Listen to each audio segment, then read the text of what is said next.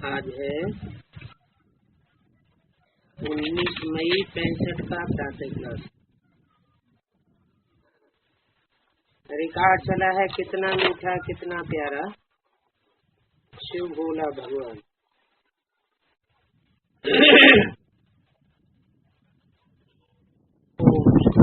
बेहद की बात कहते हैं, मैं एक बार 5000 वर्ष के बाद बच्चों का मुखड़ा देखता हूँ।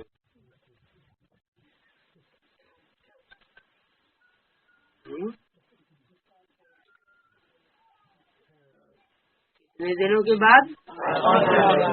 5000 वर्ष के बाद बच्चों का मुखड़ा देखता हूँ।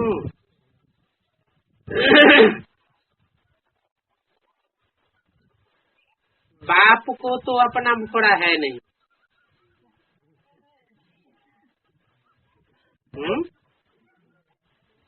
तो बच्चे किसका मुखड़ा देखते हैं?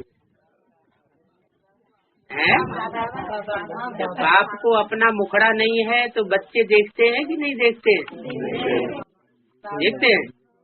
अपना मुखड़ा है ही नहीं तो देखते कहाँ से? बाबा का मुखड़ा होता ही नहीं।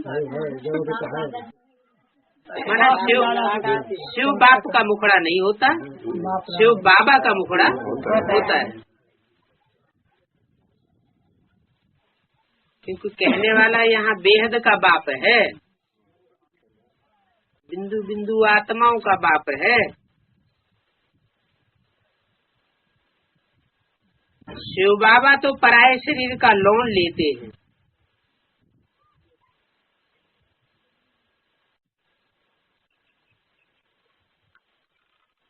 फिर ये कब की बात बताई? संगम युग की तो, लेकिन संगम युग में भी कब की? सन 65 की बात बताई। क्या कि शिव बाबा पराये शरीर का लोन लेते हैं। बाप को तो अपना मुखड़ा है नहीं। कब की बात है? सन 65 की बात है। बाप को तो अपना मुखड़ा है नहीं,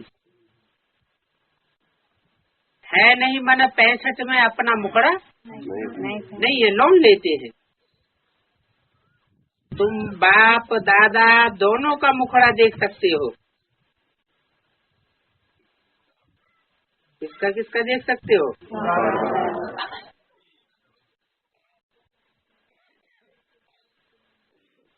मेरा मुखड़ा नहीं है 65 में, लेकिन तुम बाप का भी देख सकते हो और दादा का भी देख सकते हो। आज नहीं तो कल देखोगे।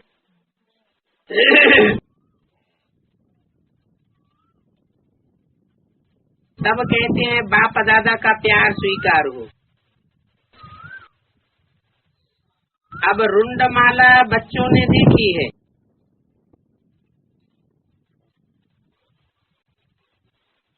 उनमें मुखड़ा दिखाते हैं।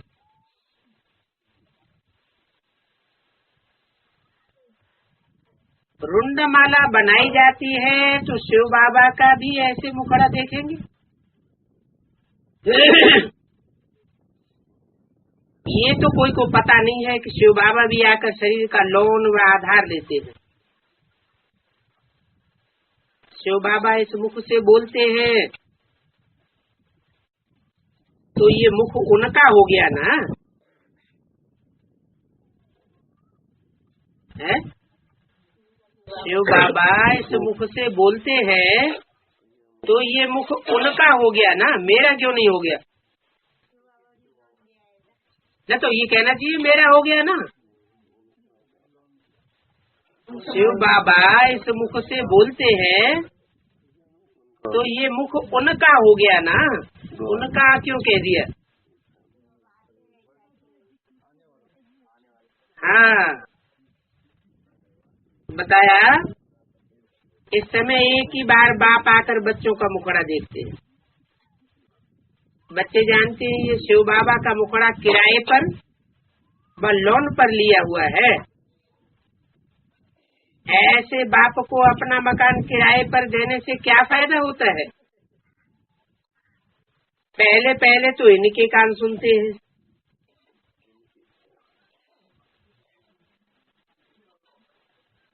सिर्फ इसके नहीं,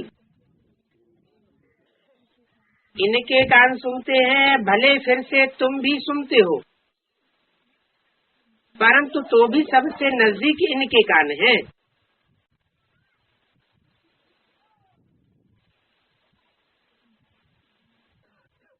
तुम्हारी आत्मा तो दूर बैठी है,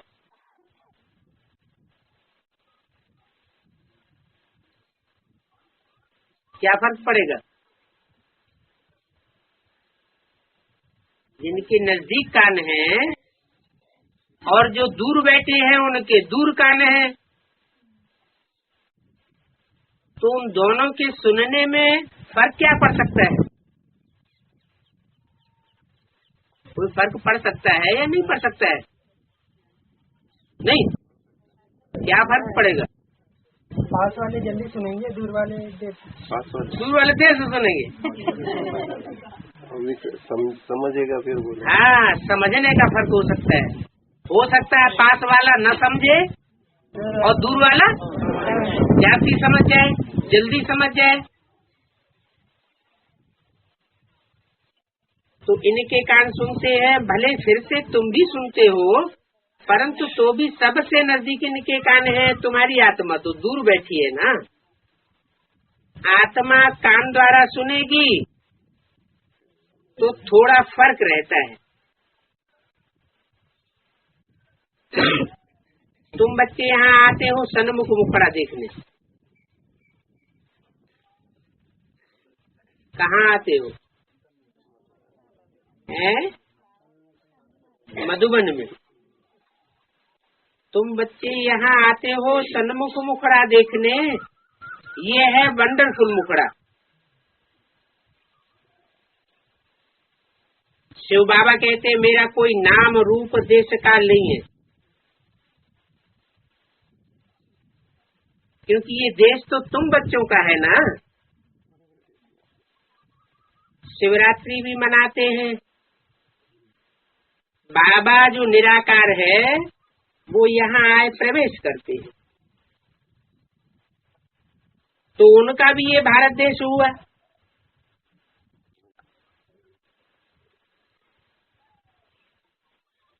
माना उस तरह प्रवेशता करने का पार्ट अभी नहीं हुआ है जो शिव जयंती कही जाए। इसलिए कहा कि बाबा जो निराकार है वो यहाँ आए प्रवेश करते हैं, तो उनका भी ये भारत देश हुआ। भारत है अविनाशी परमपिता परमात्मा का बर्थ प्लेस।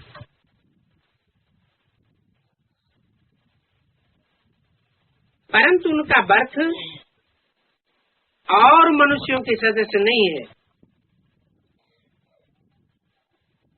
स्वयं कहते हैं मैं आकर इनमें प्रवेश करता हूँ और फिर बच्चों को ज्ञान सुनाता हूँ।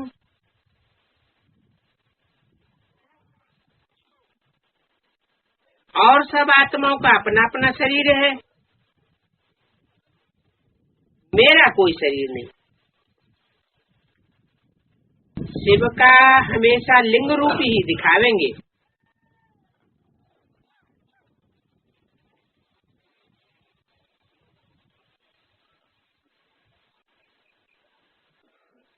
शिव का लिंग रूप ही दिखाते हैं,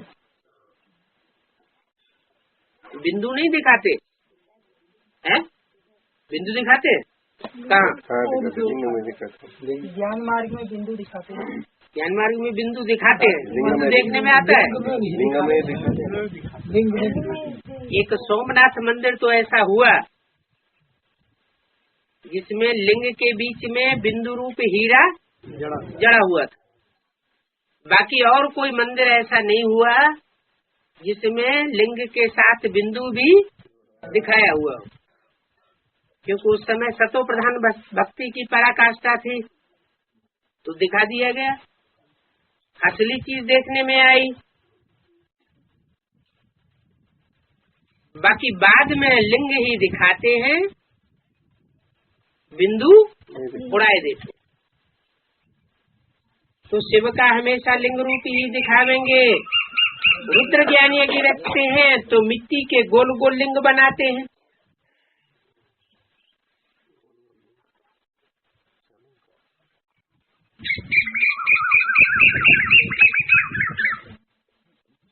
वो मिट्टी की बनाते हैं शिवलिंग।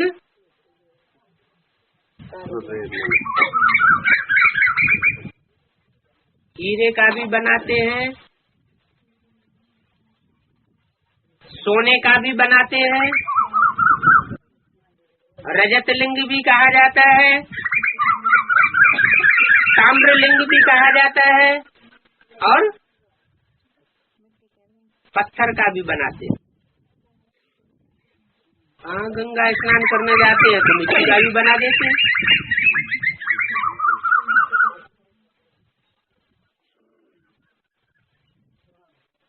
शालिग्राम छोटे छोटे ही बनावेंगे। शिवलिंग बड़ा बनाते हैं।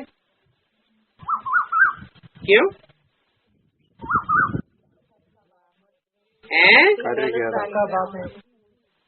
इसलिए बड़ा बनाते हैं। अच्छा, क्राइस्ट 100-200 करोड़ का बाप है तो उसका भी उस हिसाब से बड़ा बनाना चाहिए। लेकिन वहाँ तो बनाते ही नहीं है। क्यों नहीं आता? उनका बड़ा पार्ट है ना। किसका? हाँ, शिव बाप का पार्ट बड़ा है, इसलिए उसका लिंग भी बड़ा महान माना महानता को दिखाने के लिए बड़ा बनाई दिया है। वास्तव में छोटे बड़े हैं नहीं, सिर्फ दिखलाने के लिए कि वो बाप है।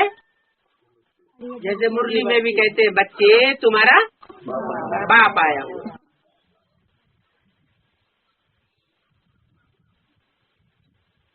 जैसे धमकी दे रहे हो, सुधर जाओ। सुधरना हो तो सुधर जाओ, नहीं तो राइट वे में भी तुम्हारा बाप आया हुआ है, और ब्लैक वे में भी तुम्हारा बाप आया हुआ है।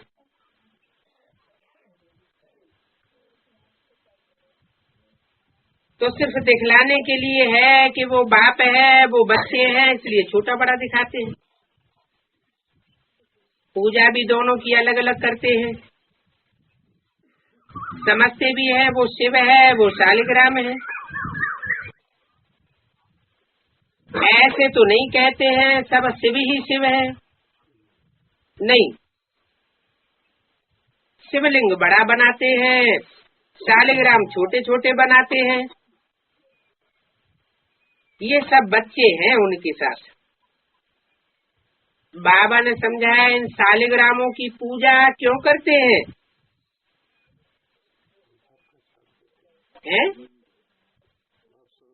पूजा का आधार क्या है?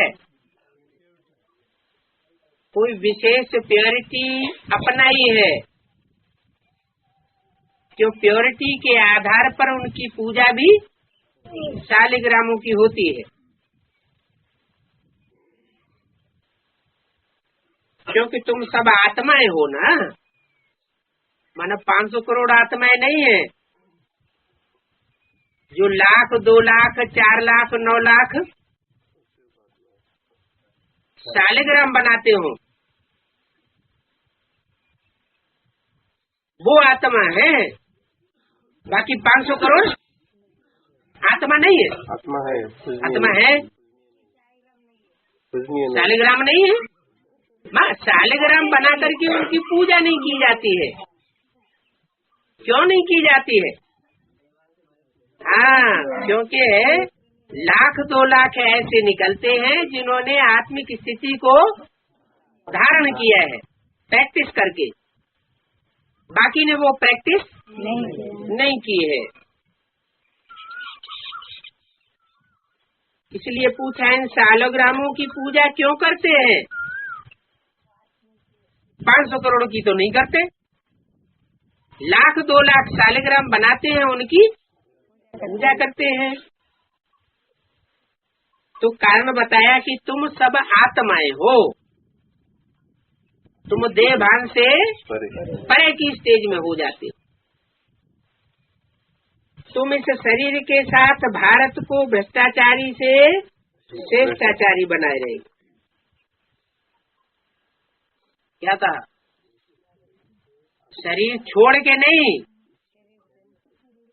इस शरीर के साथ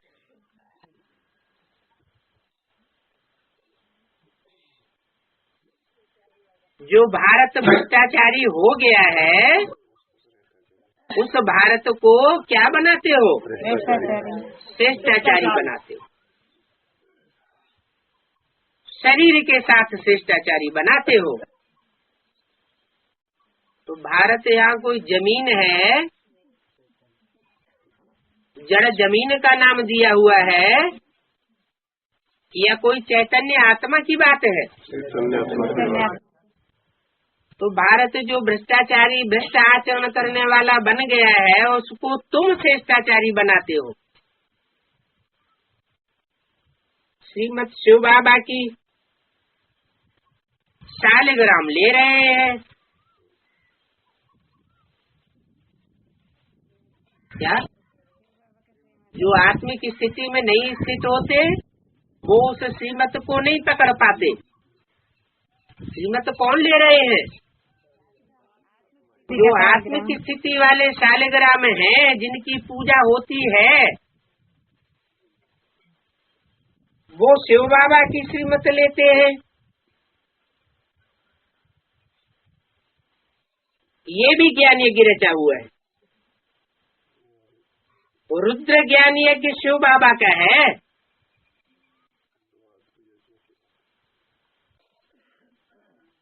क्या कहा?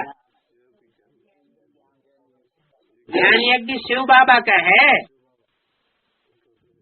शिव बाबा ज्ञान यज्ञ नाम रखना चाहिए। रुद्र ज्ञान यज्ञ नाम क्यों रखा है?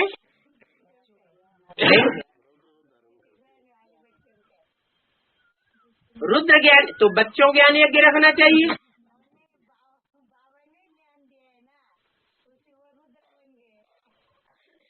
क्योंकि ज्ञान की संपन्नता तब होती है जब शिव बाबा कौन सा रूप धारण करते हैं?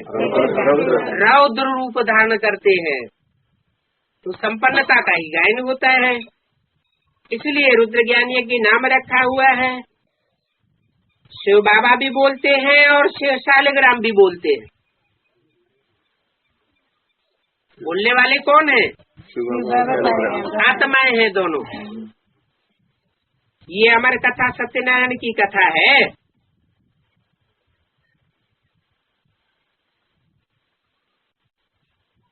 किसकी कथा है? शिव की कथा है या सत्यनारायण की कथा है? कोई बोल रहा है शिव की कथा है, कोई बोल रहा है सत्यनारायण की कथा है।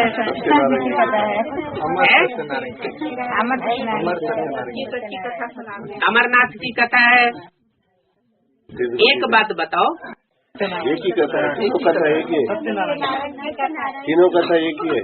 तीनों एक ही है।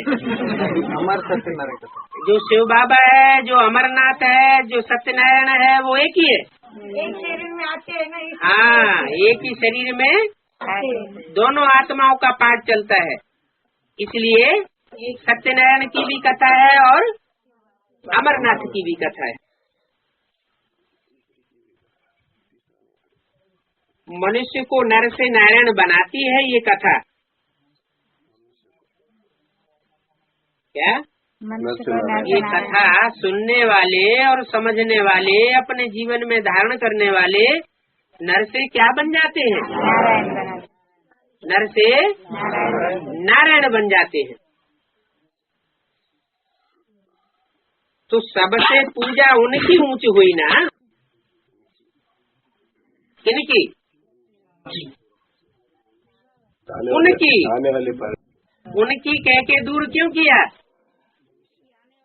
भविष्य में आने वाले। क्योंकि जो लक्ष्मी नारायण का पार्ट है वो भविष्य में प्रत्यक्ष होने वाला है।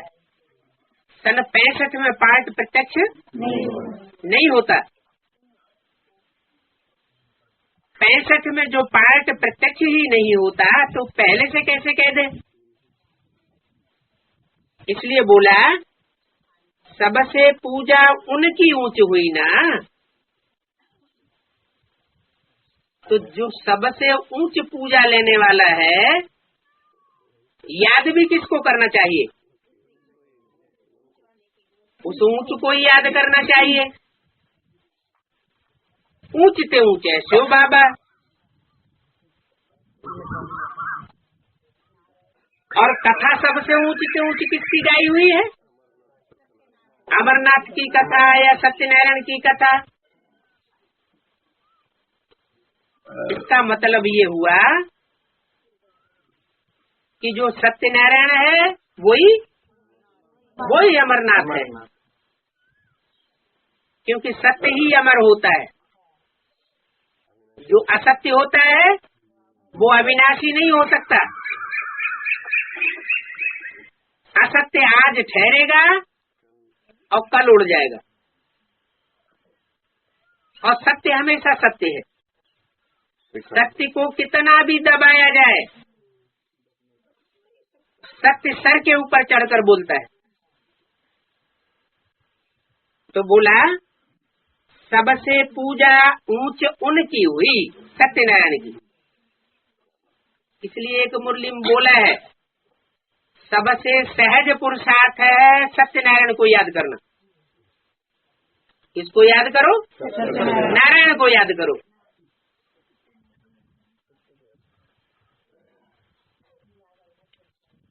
आत्मा कोई बड़ी नहीं है। ऐसे नहीं कि सत्यनारायण की कोई आत्मा बड़ी है। आत्मा तो सबकी वही ज्योति बिंदु है। बिंदु आत्मा है, सबकी आत्मा स्टार मिसल है। जिसकी यादगार में भ्रकुटी में बिंदी लगाते हैं, तिलक लगाते हैं, तो आत्मा कोई बहुत बड़ी नहीं है, लेकिन पार्ट महान है। अब जो सृष्टि का हीरो पार्टधारी होगा उसका पार्ट तो महान होगा ही। तो आत्मा बड़ी नहीं है, बिल्कुल बिंदी मिसल है, लेकिन उनमें नॉलेज कितना है। बहुत नॉलेज होने के कारण,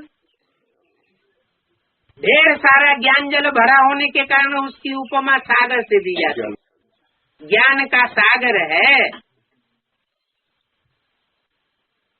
उनमें कितना पार्ट भरा हुआ है। इतनी छोटी सी आत्मा कहती है मैं शरीर में प्रवेश करके पार्ट बजाती हूँ। शरीर कितना बड़ा है और आत्मा कितनी छोटी।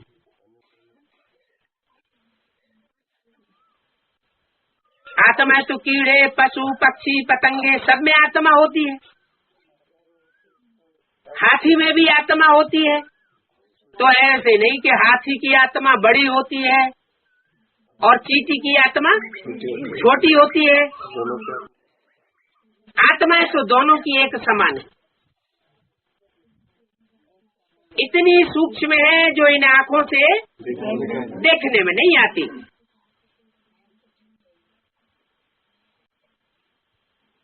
लेकिन अनुभव कर सकते हैं कि इसमें आत्मा है और इसमें आत्मा नहीं है। हाथी भी मुर्दा पड़ा हुआ होगा तो कोई भी पहचान सकता है इसमें आत्मा है। आँख को देखने से पता लगेगा। आँख में वो रोशनी होगी तो आत्मा है, और आँख में रोशनी नहीं है तो आत्मा नहीं है। तो शरीर कितना बड़ा होता है और आत्मा कितनी छोटी होती है। शरीर में आत्मा प्रवेश होने से छोटेपन से पार्ट बजाने लग पड़ते। क्या बचपन से ही नहीं, गर्भ में भी जब आत्मा होती है, प्रवेश करती है, तो गर्भ पहले 5 महीने का 4 महीने का पिंड होता है निर्जीव, वो कोई हरकत नहीं करता। जिन माताओं ने जन्म दिया है बच्चों को, वो अनुभव करती है कि 4-5 महीने तक उस पिंड में कोई हलचल नहीं होती, और जब आत्मा प्रवेश होती है तो हलचल गर्भ के अंदर शुरू हो जाती है। तो शरीर में प्रवेश करके आत्मा पार्ट बजाती है।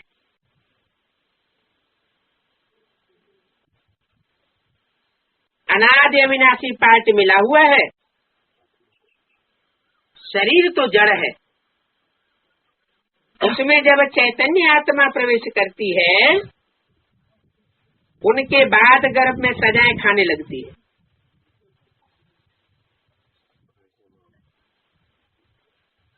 आत्मा सजा खाती है, और सजाएं भी कैसे कैसे खाती है, भिन्न भिन्न शरीर धारण करके सजाएं खाती रहती है। 84 के चक्कर लगते हैं, तो कहीं गर्भ महल का पार्ट चलता है, तो कहीं गर्भ जेल का पार्ट चलता है। जिसको जिस रूप से दुख दिया है, वो साक्षात्कार करती जाती है, दंड मिलता जाता है। आह आह करती जाती है, इसलिए गर्भ जेल कहा जाता है, उसको गर्भ महल नहीं कहा जाता। वाह ड्रामा, और जब सजाएं खाते तो कहते हैं आह ड्रामा।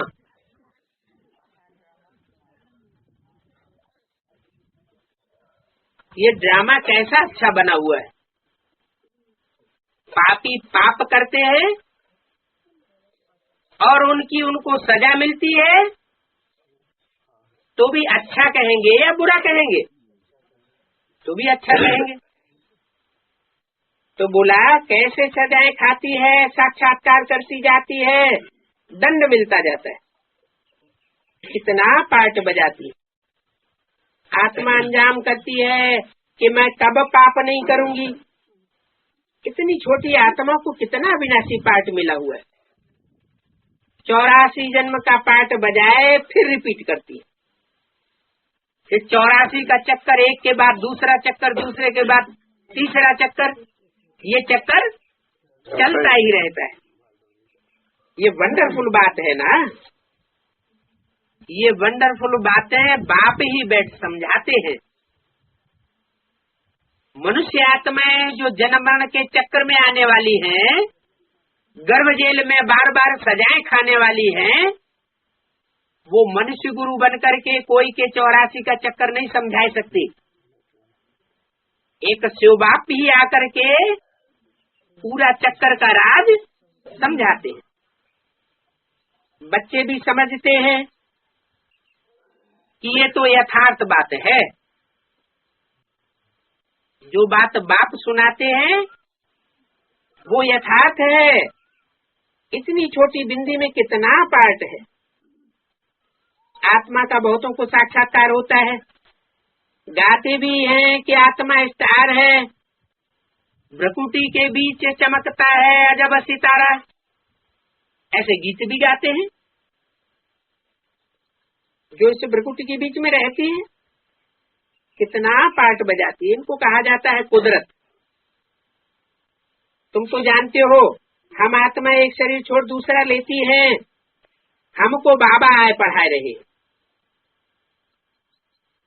और आत्माओं को बाबा आकर के पढ़ाते नहीं है, और आत्माओं को बाबा आकर के पढ़ाते नहीं है। शिव बाबा सिर्फ हमको आकर के पढ़ाते हैं। किनको? जो आत्मा बनते हैं,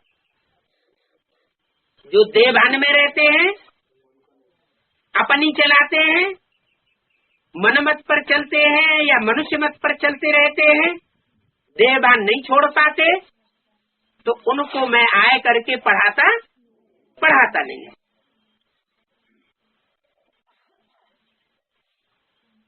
ये कितनी ऊंच नॉलेज है।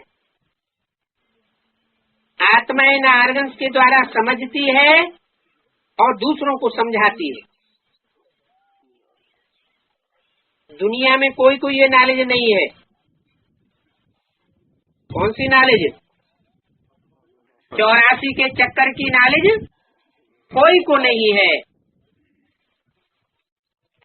ये भी तो मनुष्य था ना, इसको नॉलेज थी क्या? अब बाप ने इनमें प्रवेश किया है। ऐसे नहीं है कि ये कोई गुरु गुसाई का चेला होगा, इसने कोई रिद्धि सिद्धि सीखी होगी, इसलिए ये ज्ञान सुनाई रहा है। कोई समझते हैं गुरु का वर अथवा गुरु की शक्ति इनको मिली हुई है। किनको? ब्रह्मा बाबा को।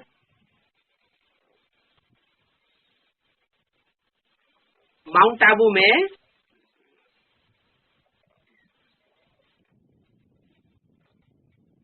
जब ये कार्य चल रहा था तो कोई ऐसे समझते थे कि इनको कोई गुरु का वरदान मिला हुआ है या कोई शक्ति मिली हुई है, ऐसे समझते थे। ये नहीं समझते थे कि इनमें सुप्रीम सोल बाप आकर के नॉलेज सुनाई रहा है।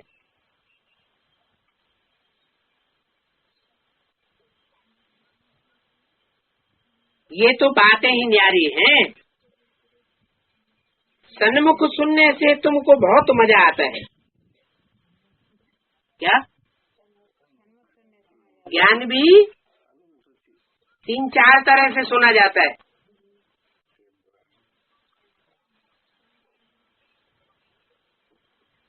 एक तो भगवान आकर के सन्मुख सुनाता है।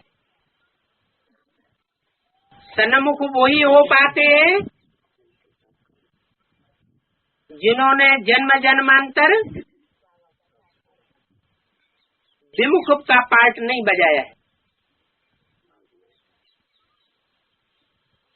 सन्मुख पार्ट बजाया है तो वो यहाँ भी सन्मुख हो जाते हैं। तो सन्मुख सुनने से तुमको बहुत मजा आता है।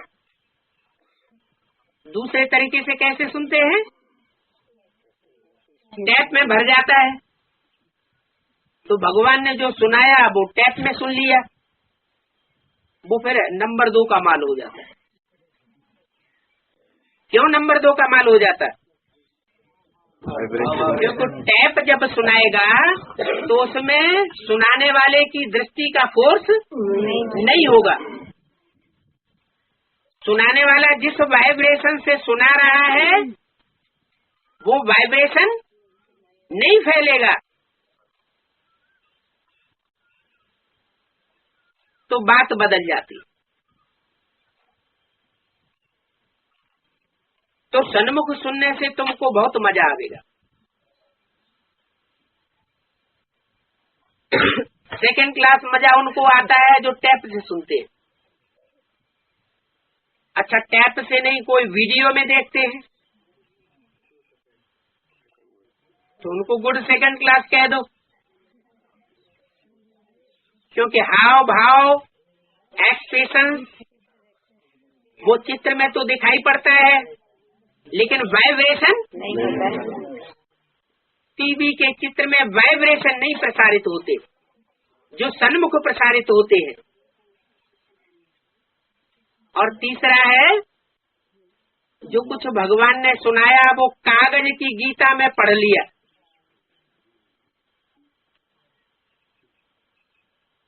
कागज की मुरली में पढ़ लिया और दूसरों को सुनाई दिया तो वो हो गया थर्ड क्लास। तो बोला सन्मुख सुनने से तुमको बहुत मजा आता है। जो टैप से सुनते हैं, टीवी से सुनते हैं, या कागज के पत्तों से सुनते हैं उनको उतना मजा नहीं आता। 19/5/65 की वाणी का दूसरा पेज। हमारी आत्मा छोटी है, उनको कहा जाता है परमपिता परमात्मा। हमारी आत्मा छोटी है और उनकी आत्मा बड़ी है। पार्ट के आधार पर हमारी आत्मा छोटी है और उनको कहा जाता है परमपिता परमात्मा। परम यानी सुप्रीम।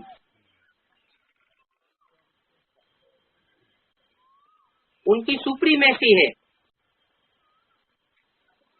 क्यों सुप्रीमेसी है? क्योंकि वो सबकी पहुंच से परे रहने वाला है। क्या? वो सुप्रीम सोल सबकी पहुंच से परे रहने वाला है, परे से परे परम धाम में रहता है। जो जितना ऊंच रहता है वो उतनी ही श्रेष्ठ और शक्तिशाली आत्मा होती है। इसलिए उनको कहा जाता है बुद्धिमानों की बुद्धि। परे से परे परम धाम में रहने वाला। परे से परे तुम बच्चे भी रहते हो, लेकिन नंबरवार। क्या? हाँ, पेड़ पौधों की भी आत्मा रहती है परम धाम में, लेकिन वो नीचे नीचे स्तर में रहती है। कीड़े मकोड़ों की भी रहती है, पेड़ पौधे से थोड़ा ऊपर रहती है।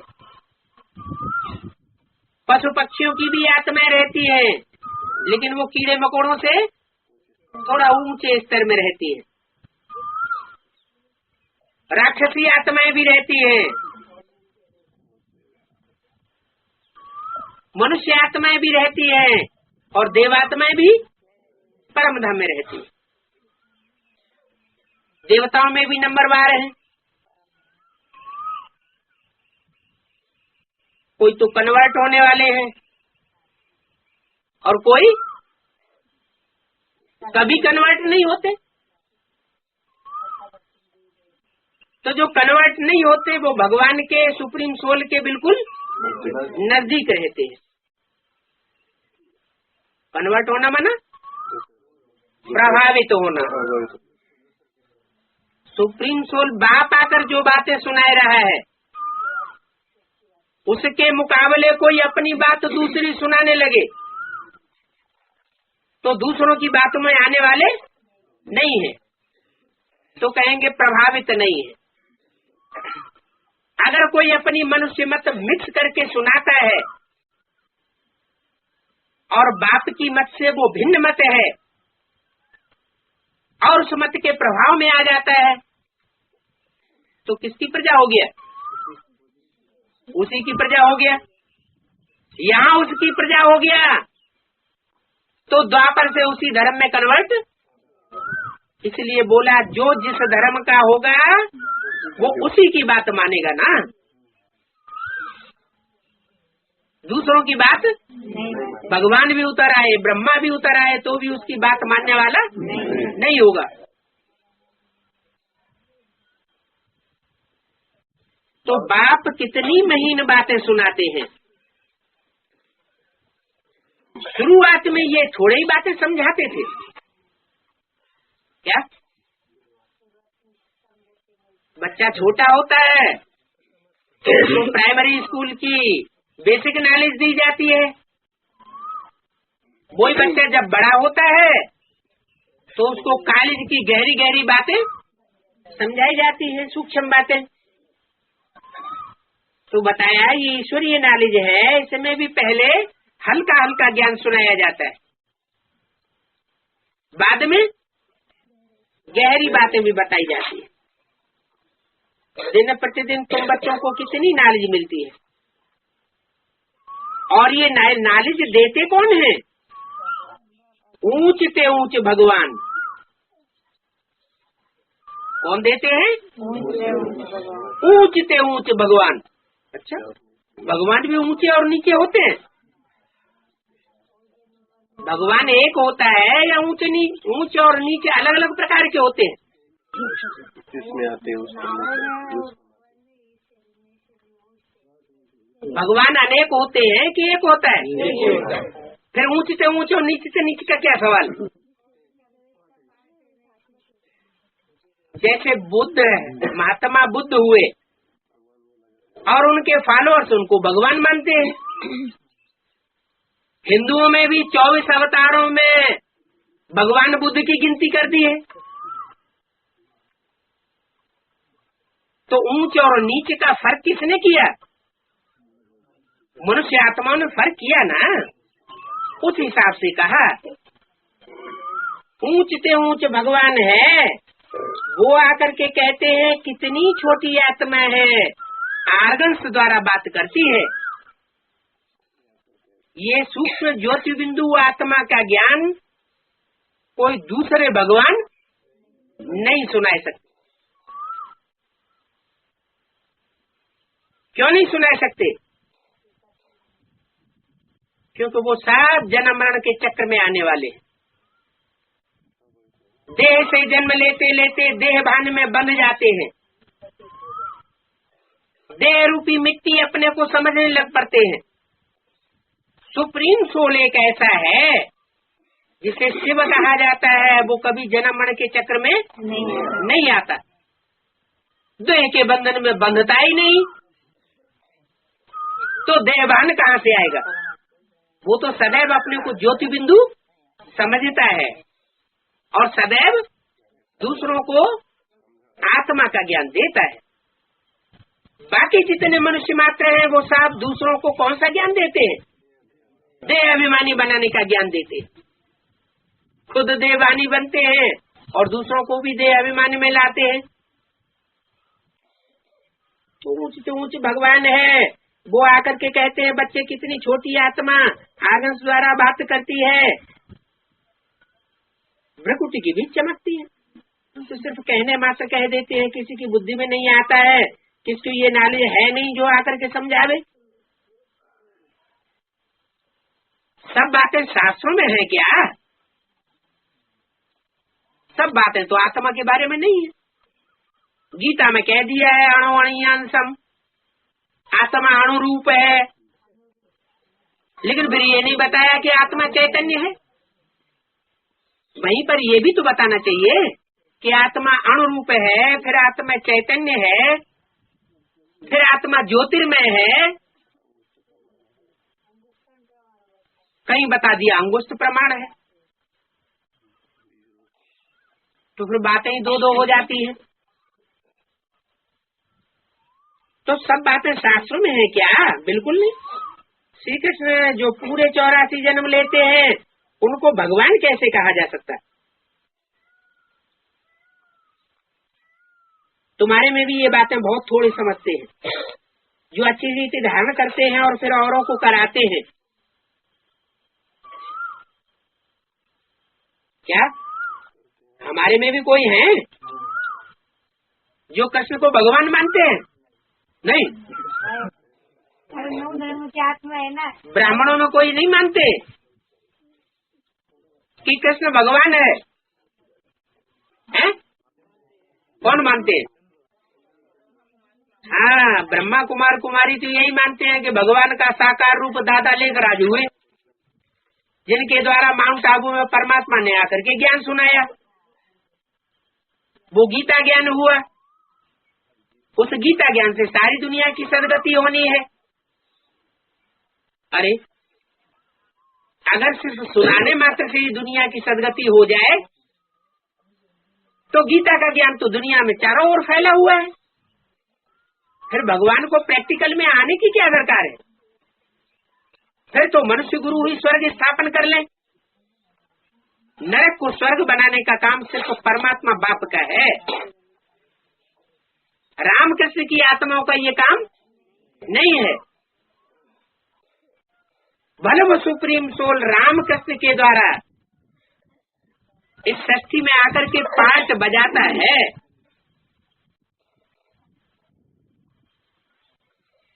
तो जो कृष्ण के द्वारा पार्ट बजाता है वो भगवान का रूप नहीं है, वो भगवती माता का रूप हो सकता है। नाम ही है ब्रह्मा, ब्रह्म माने बड़ी और माँ माने माँ। दुनिया की इतनी बड़ी माताएं हुई है, इतना श्रेष्ठ पार्ट बजाने वाली माताएं हुई है, उन सब माताओं के बीच में सबसे श्रेष्ठ पार्ट बजाने वाली आत्मा, मृदुल पार्ट बजाने वाली आत्मा, मीठी तान सुनाने वाली आत्मा, उस मीठी तान की यादगार क्या दिखा दी है? मुरली, बांसुरी।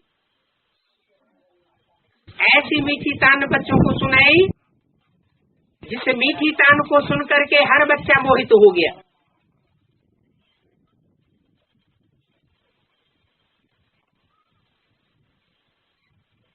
परम पिता कहते हो तो पिता से जरूर वर्षा मिलना चाहिए। क्या कहा? माता से वर्षा नहीं मिलता।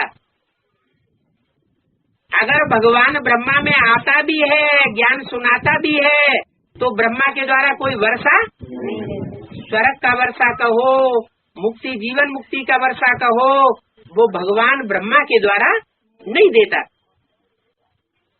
भगवान जब बाप के रूप में आता है तभी ही वो वर्षा देता है। बाप स्वर्ग रखते हैं तो हम स्वर्ग के मालिक होने चाहिए क्या? नहीं होता है, बाप अभी स्वर्ग रचते हैं कि नहीं रच रहे हैं?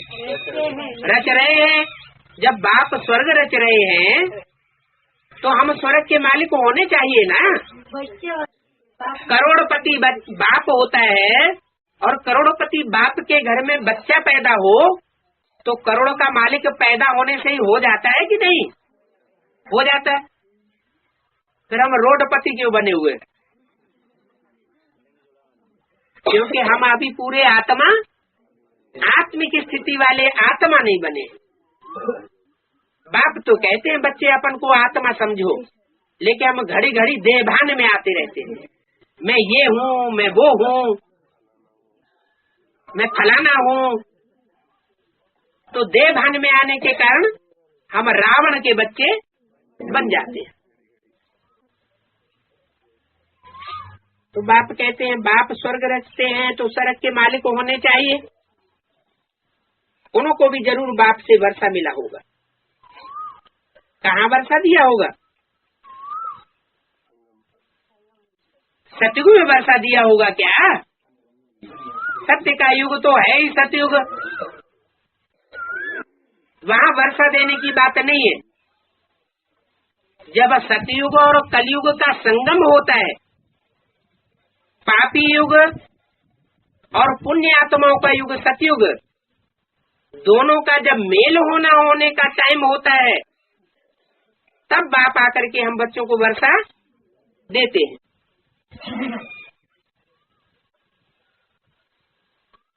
जरूर पास्ट के कर्म हैं,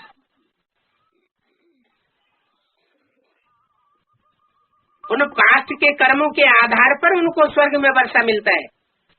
देवताओं को, देवताओं ने जरूर ऐसे अच्छे कर्म किए हैं। ऐसे अच्छे कर्म उन्होंने कहाँ किए होंगे? सतयुग में, त्रेता में, द्वापर में या कलयुग में? उन चारों युगों में तो परमात्मा बाप को आने की दरकार ही नहीं।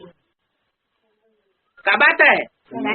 जब चारों युगों की समाप्ति हो जाती है तब संगम में बाप आते हैं और नरक की दुनिया को स्वर्ग बनाते हैं।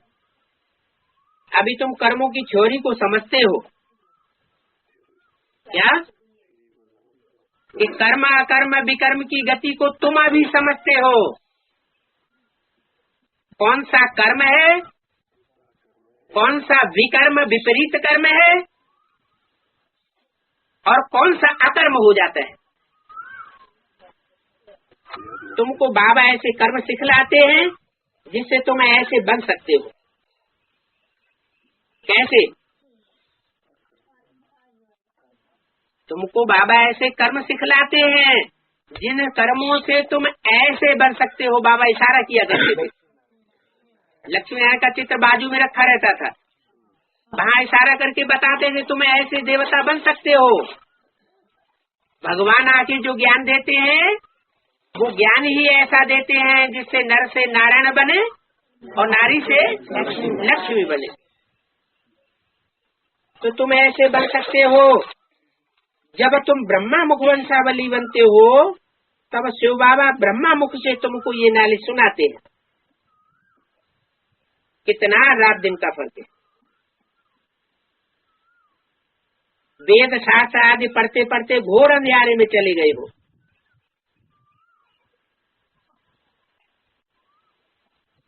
क्या कहा?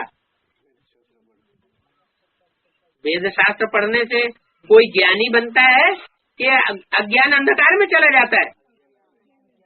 अज्ञान अंधकार में चला जाता है। तो ये सब इतने वेद शास्त्र पढ़ रहे हैं, विद्वान आचार्य, ये सब अज्ञानी है? बाप को नहीं पहचान, बाप की पहचान नहीं है। हाँ, घोर अंधकार में इसलिए चले जाते हैं कि वो वेद शास्त्र मनुष्य गुरुओं के बनाए हुए हैं। भगवान जब आता है तो कोई वेद शास्त्र की रचना नहीं करता। अरे कोई भी धर्म की स्थापना करने वाला कोई धर्म पिता आता है तो वो मुख से सुनाता है डायरेक्ट, या कोई ग्रंथ की रचना करता है? डायरेक्ट मुख से सुनाता है। गुरु नानक आए तो उन्होंने मुख से सुनाया या उन्होंने कोई गुरु ग्रंथ साहब लिख करके रख दिया? वो तो बहुत समय के बाद बनता है। ऐसे ही और धर्म पिताओं की तरह सनातन धर्म की स्थापना करने वाला परम पिता परमात्मा भी जब इस सृष्टि पर आता है कोई ग्रंथ नहीं बनाता, वो भी मुख से डायरेक्ट बच्चों के सन्मुख होकर के सुनाता है, कोई ग्रंथ की रचना नहीं करता है। हाँ, ब्रह्मा मुख से तुमको ये नारे सुनाते हैं। वेद शास्त्र लिख करके नहीं रख जाते, वो वेद शास्त्र तो मनुष्य गुरुओं के लिखे हुए हैं। मनुष्य गुरु खुद भी अंधकार में है, खुद भी जन्म मरण के चक्र में आते जाते हैं और दुनिया को भी जन्म मरण के चक्र में लपेटे में ले जाते हैं। भक्ति मार्ग का घोर अंधियारा हो गया है। कोई भी बाप को जानते नहीं है जिससे ज्ञान की रोशनी मिले। ज्ञान की रोशनी देने वाला दुनिया में कौन होता है? एक सूर्य से ज्ञान की रोशनी मिलती है या चंद्रमा से रोशनी मिलती है? अरे चंद्रमा तो खुद प्रकाशित होता ही नहीं, वो तो सूर्य के प्रकाश से प्रकाशित है। ये सितारे सूर्य के प्रकाश से प्रकाशित हैं। एक सूर्य में ही अखंड रोशनी होती है। अरे सूर्य की तुलना परमात्मा बाप से की जाती है। वो परमात्मा बाप वही अज्ञान अंधकार को दूर करने वाला है। कोई भी बाप को नहीं जानते जिससे रोशनी मिले।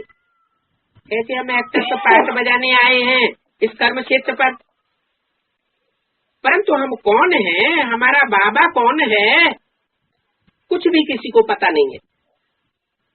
सृष्टि चक्र कैसे फिरता है कुछ भी जानते नहीं है।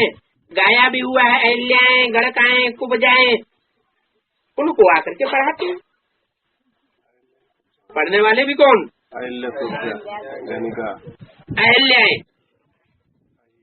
जो भगवान की पढ़ाई पढ़ने के लिए आही माने सांप को भी पकड़ के ले आती है कि तुम बैठ करके यहाँ पढ़ाई पढ़ो। अब सर्प सर्पणी भगवान के दरबार में आकर के बैठेंगे तो वो डसेंगे या ज्ञान सुनेंगे? और तो एक दूसरे को डसना शुरू कर देंगे। तो गाया हुआ है ऐसी अहल्याएं, सर्परूपी अही को ले आती है भगवान की सभा में मोह के कारण, क्योंकि उन सर्पों से उनका लगाव लग जाता है, अटैचमेंट हो जाता है। तो मना करने पर भी वो मानती नहीं है। भगवान की सभा में उन्हीं को पकड़ के ले आती है। तो गाया हुआ ऐसी अहिल्याओं को आकर के पढ़ाता हूँ, गणिकाओं को पढ़ाता हूँ।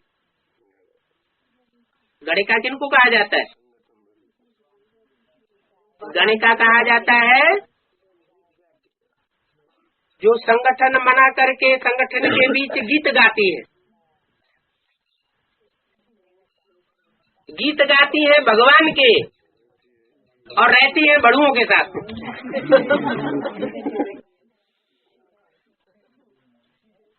अरे गीत और महिमा गाई जाए तो सच्ची महिमा और गीत कब कहा जाए? जो गाया जाए, जो गायन किया जाए, उस बात को माना भी जाए ना। प्रैक्टिकल जीवन में अगर मानता है तब तो ठीक है। प्रैक्टिकल जीवन में अपने जीवन में मानता नहीं और दूसरों को पढ़ाई पढ़ाता है तो वही बात हो गई, आप गुरुजी बैंगन खाएं दूसरे को तरकीब सिखाएं। वो तो ऐसी दुनिया बनाएंगे। तो बोला कि गाया हुआ है, अहिल्याओं को पढ़ाते हैं, गणिकाओं को पढ़ाते हैं, और जो कुब्जाएं हैं, कुब्जा जिनकी बैकबोन टूट जाती है, कुब्बड़ निकल जाता है। बैकबोन किसे कहा जाता है? रीढ़ की हड्डी जो है वो शरीर के पीछे होती है, सामने से नहीं दिखाई पड़ती, पीछे होती है। तो जितने भी दुनिया में बड़े बड़े महापुरुष हुए हैं, वो जो महापुरुष बने हैं या देवताएं बने हैं, उनके देवत्व के पीछे बैकबोन कौन है? परमात्मा, सुप्रीम सोल।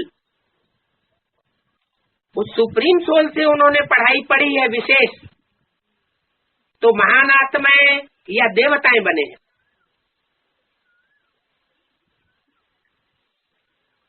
अगर उनकी बैकबोन टूट जाए, इसका मतलब उन्होंने वो आधार छोड़ दिया। आधार मिलते हुए भी आधार को जो छोड़ दे, तो शास्त्रों में भी उसका गायन है। करते डार परसमन देही, कांच किरच बदले में लेही। हाथ में पारसमणि आ जाए किसी के और पारसमणि को छोड़ दे, फेंक दे, और कांच किरच हाथ में लेने के लिए भाग खड़ा हो, तो उसको क्या कहा जाएगा? अनाड़ी ही कहा जाएगा। तो ऐसी जो कुब्जाएं हैं, जिनको भगवान बाप मिलता भी है और मिलने के बाद उस आधार को छोड़ देती है, दूसरे आधार पकड़ लेती है, तो उन कुब्जाओं का भी आकर के मैं उद्धार करता हूँ। प्रदर्शनी में बहुत बड़े बड़े आदमी भी आते हैं, परंतु जो बड़े बड़े आदमी ज्ञान की प्रदर्शनी में आते हैं, उनकी तकदीर में नहीं है। तो प्रदर्शनी में आकर के अच्छा अच्छा तो कहते हैं और अच्छा अच्छा कह करके फिर चले जाते हैं। बाप तो है ही गरीब निवाज, बड़े बड़े करोड़पतियों को ज्ञान नहीं देता है,